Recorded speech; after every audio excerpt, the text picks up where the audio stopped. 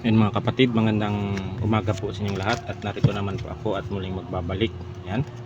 At ang topic natin ngayon ay ano nga ba ang tingin ng inyong mga katrabaho sa inyo? Yan. Ano nga ba ang tingin nila? Yan. At kung bago pa lang kayo sa aking video ay paki-like, share at subscribe din po ang aking YouTube channel. Yan, na Maestro Apo. Ano nga ba ang tingin nila sa inyo mga kapatid? Yan, katay ng tatlo.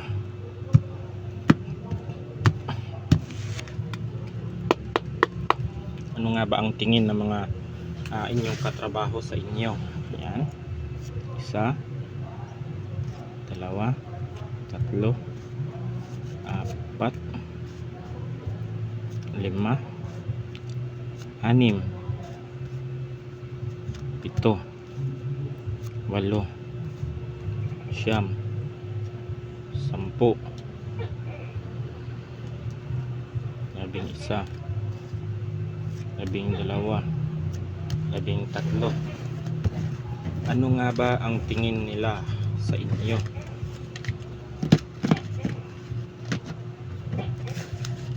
Yan, sa mga bago pa lang po ay subscribe na rin yung aking YouTube channel at paki-hit na rin yung notification bell para lagi kayong updated sa aking mga video. Unang-una po, ano nga ba ang tingin ng iyong mga katrabaho sa iyo? Ay ito na.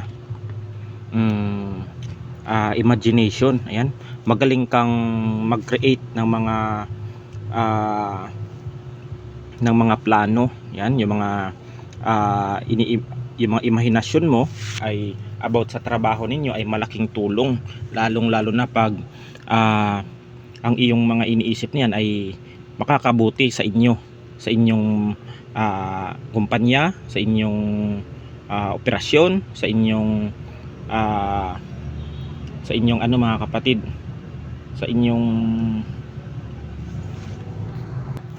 sa inyong pagkakaisa. Ayan, ang imahinasyon mo na yan ay na maganda at alam mong may maitutulong na mabuti sa inyo, sa inyong grupo, o sa inyong kupunan, o sa inyong kumpanya, ay yan ang isang tingin ng iyong katrabaho sa inyo. Yan, creative kang tao. Yan. Pangalawa,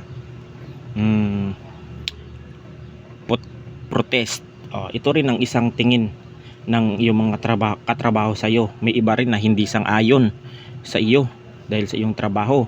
Siguro ikaw ay mataray, masungit, o di kaya may ugali na hindi nila nagugustuhan. Ang tingin ng iba dito, mayabang ka. Mayroon din ditong pangit din yung ugali mo. Yan yung mga tingin nila sa inyo. Yan.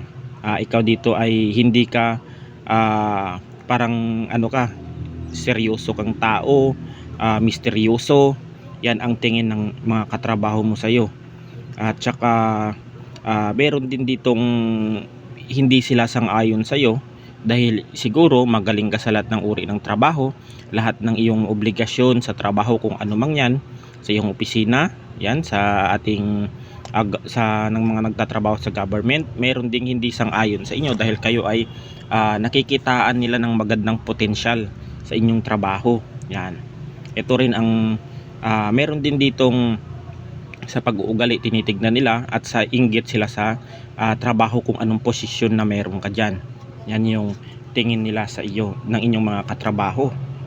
Siyempre hindi naman sila magbo-voice out na ganyan yung ano mo, o yung ugali na nakikita nila. Siyempre ang tingin lang nila sa iyo mga kapatid. Yan, hindi ka naman nila makumpronta ng mga yan dahil pag yan ay masagot mo ng ano, baka sasama lang din ang loob niya, o di kaya magkakaroon pa kayo ng hindi pagkakaunawaan. Ayan, yan lang naman yung mga tingin nila. Hayaan niyo sila mga kapatid. Ang advice ko lang, kung ano yung tingin nila sa inyo, kung ano yung mga impression nila sa iyo, hindi man maganda o maganda man yan, hayaan niyo sila.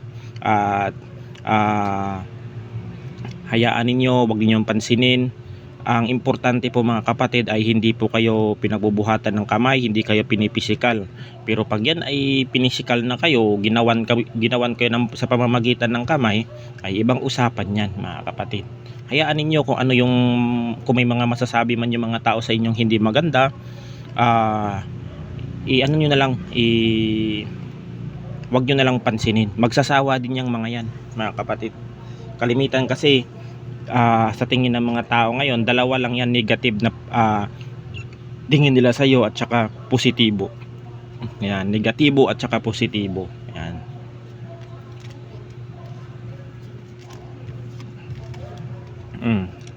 Ang tingin ng mga tao dito sa iyo, stable ang inyong relasyon ng inyong partner. Yan. Siyempre, ang tingin nila, lalo't lalo na hindi sila updated sa buhay mo, ang tingin nila dito na sweet kayo, ganto ganyan, pero deep inside mga kapatid, mayroon din ditong nakikita akong minsan nagtatalo, nag-aaway, o di kaya hindi nagkakaunawaan dito. Pero ang tingin ng mga tao sa kanila ay stable ang relationship ninyo, maganda, nagkakasundo ang inyong pamilya. Yan. Pero hindi nila alam kung ano yung totoong status ng inyong relasyon, kung yan ba ay healthy pang inyong relasyon o hindi na dito. Yan. Memory. Marami ka ring mga kaibigan mo dito, kababata mo na gusto ka ring makabanding. Yan, mga katrabaho mo siguro, yung mga katrabaho mo dati na siguro nag-iba ka na siguro ng linya ng trabaho, di kaya dati kang sa opisina tapos nag-apply ka na sa ibang kumpanya mga kapatid, na gusto nilang makabanding ka rin paminsan-minsan kasi naaalala nila yung mga magagandang banding ninyo, tulad ng pagbabakasyon kung saan lugar. Kaya gusto ka rin nilang namimiss ka rin ng mga taong ito. May iba rin dito na gustong mag-reach out sa iyo, nayayain ka kung saan kayo pwedeng magbanding mga kapatid. Ito mga kaibigan mo, kababata mong mga kamag-anak, kapatid, yung mga nakakasundo mo, yung mga workmate mo sa trabaho, sa opisina, sa department o kung ano man yan. Yan, sa government, yan. May mga gusto kang makasama. Yun yung mga tingin ng mga tao sa inyo. Na nagkaroon kayo ng magandang memory. Yan. Magandang alaala, yan, masasayang alaala na gusto nilang balik-balikan kasi nga marunong ka rin dito naman makisama mga kapatid. Yan. Gain. Ang tingin ng ibang mga katrabaho mo sa'yo dito, ang iyong mga pinaghirapan dati, ang tingin ng mga katrabaho mo, kamag-anak mo, mga neighbor mo, mga kaaway mo, mga naninira sa iyo o hindi sang-ayon sa buhay na mayroon ka ngayon na tinatahak. Ang tingin nila sa iyo mga kapatid, ang iyong mga pinaghirapan sa panahon ngayon ay ang dating ikaw ay nagsusumikap. Ang tingin ng mga taong ito sa iyo, mga katrabaho mo kung ano man, ay lahat ng mga pinaghirapan mo ay unti-unti nang nagbubunga. Yan. Siguro kayo dati ay naranasan ninyo ang hirap sa buhay, o di kaya ay nagkaroon kayo ng kaginhawaan, o di kaya sa inyong pagsasakripisyo. Yan yung tingin nila na namunga na ang inyong pinaghirapan. Yan. Yan ang tingin nila sa iyo ng iyong mga katrabaho o inyong mga nasa paligid sa inyo. Yan. Dream. Itong pangarap mo dati na sinasabi mo lang sa mga tao na hindi nila gusto yung mga pangarap mo. Ayan. Ang mga nasasabi nila sa inyo, yan, lalong sa mga katrabaho mo, kung ano man yung kamag-anak mo, ay unti-unti mo nang natutupad. Meron malapit nyo nang matupad, meron ditong natupad na, o meron ditong matutupad pa lamang ang inyong mga pangarap na ito, dahil kinikilusan ninyo ito mga kapatid. Ang mga pangarap, kung may mga pangarap kayo mga kapatid at gusto ninyong matupad, kilusan ninyo mga kapatid. Huwag po kayong aasa sa ibang tao, lalo na kung wala namang kasiguraduhan. Kailangan ang gawin ninyo diyan ay siyempre imulat din niyo ang inyong sarili mga kapatid.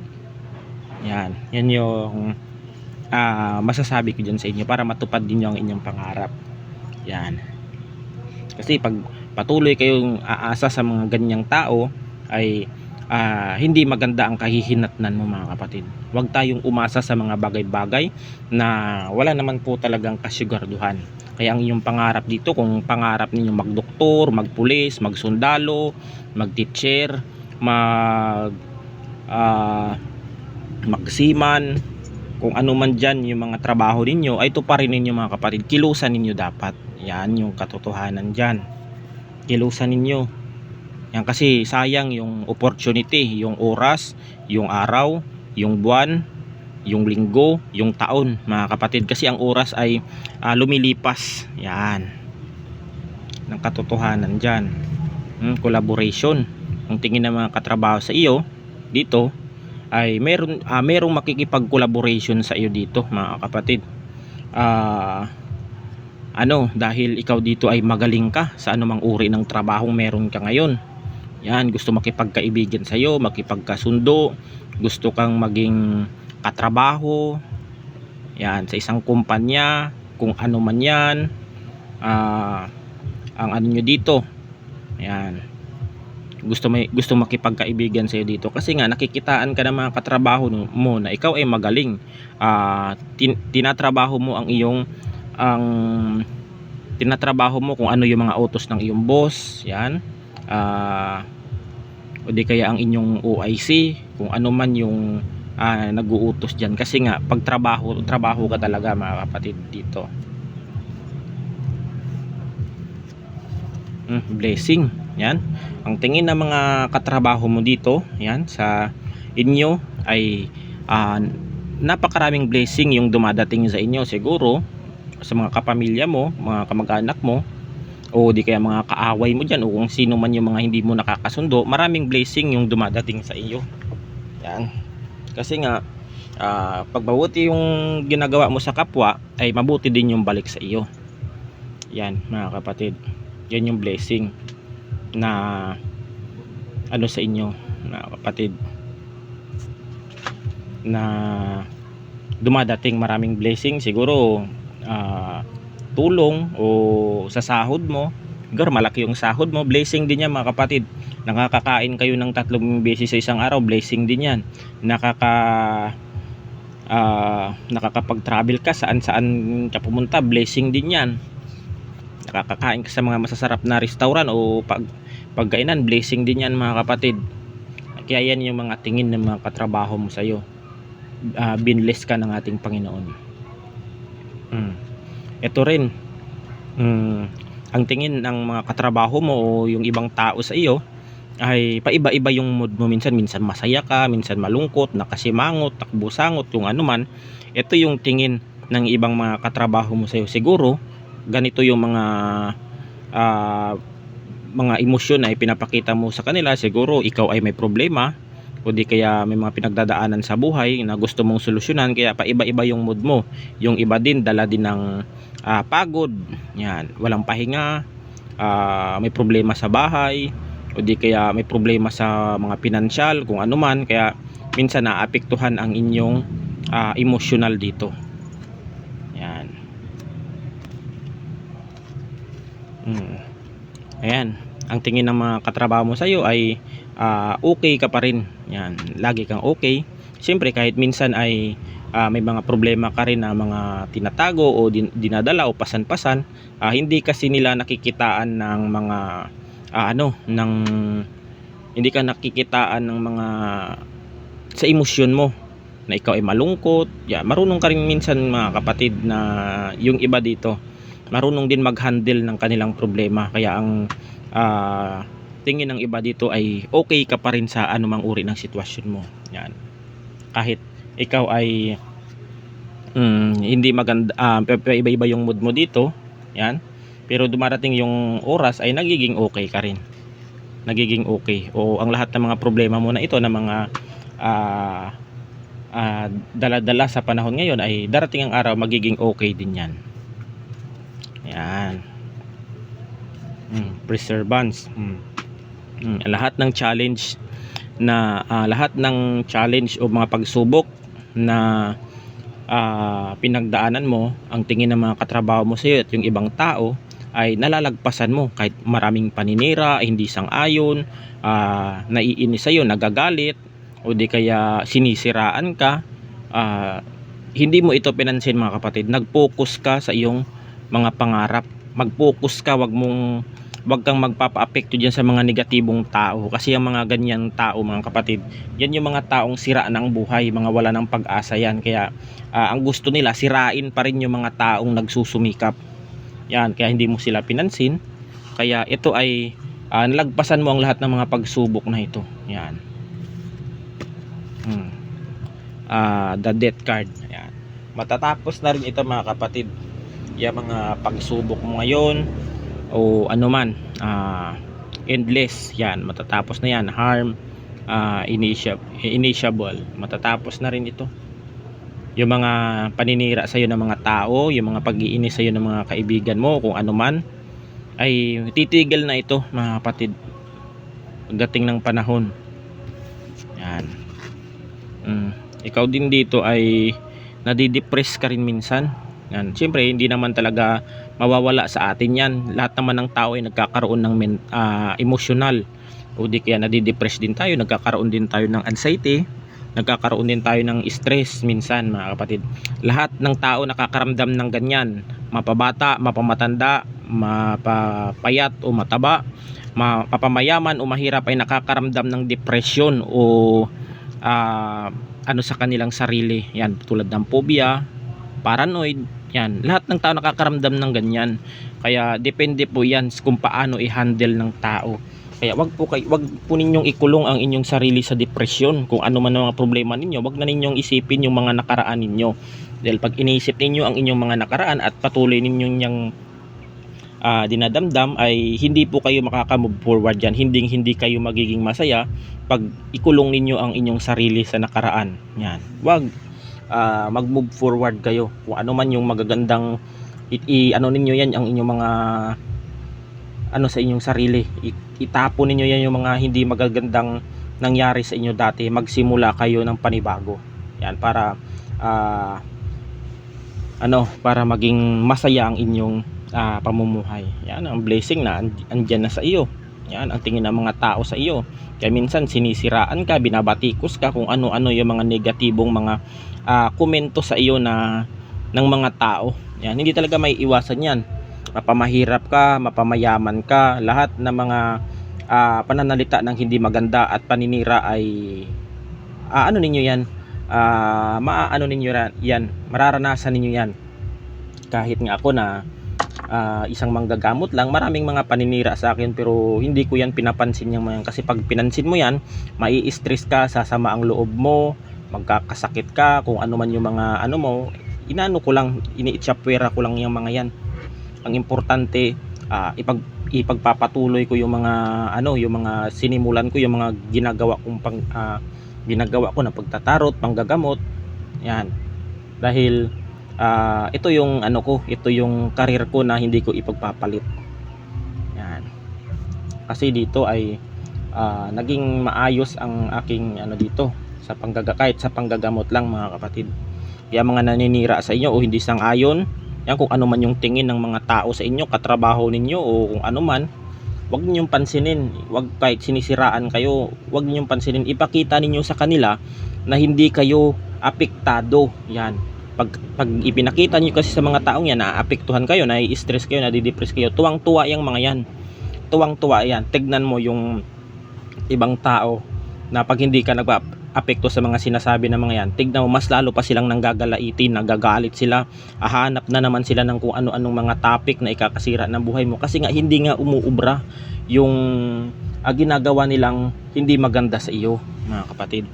Ang dapat gawin lang ninyo, magpakumbaba lang kayo, mga kapatid. Ang taong nagpapakumbaba ay inaangat ng ating Panginoon. Yan. Kung ano man yung mga ginagawa sa inyong hindi maganda, magiging okay din yan, mga kapatid. Yan. Huwag ninyong pansinin. Hindi yan nakakabuti sa ating mental health, yung mga ganyan, yung kung ano man yung mga negatibo o mga sinasabi nilang hindi maganda sa iyo. Yan. Yan po mga kapatid, at hanggang dito na lang, at God bless us all. Ingat po tayo palagi.